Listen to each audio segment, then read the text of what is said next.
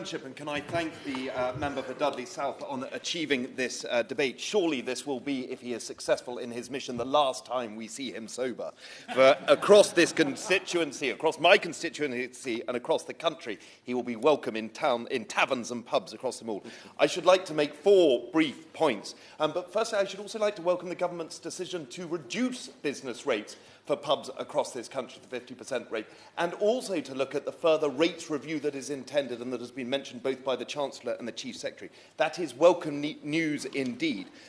If I could add to my honourable friend's remarks already, there is an essence in a pub that makes it community-orientated. When I think about the pub, I think about community ownership through organisations like the Pub is the Hub. I think about the services that are provided through it, say it be library, say it be otherwise, but that integral value that it has for rural and urban communities. And I think it is important to remember urban communities play a significant part towards the role of the pub. I'd like to talk also very briefly and touch on the economic aspect.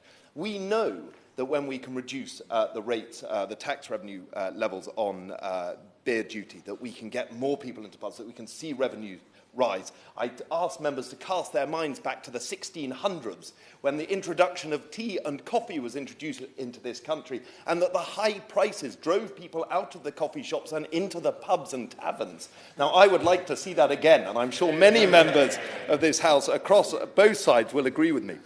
Thirdly, Mr. Chairman, the essence of localisation. I think every member in this House embodies that view of having a strong local community, a vibrant local economy, and the pubs are the start of that. Whether we can encourage further business within them or we can attach new businesses to our pubs, I know that we have the opportunity to do so. The history and culture of our pubs goes back to the Romans, and if only I were able to do the Latin, as I'm sure my right honourable friend from North Somerset could, I would, but I'm afraid I shall disappoint you. But I will just point out 3 pubs in particular that spring to mind in my own constituency.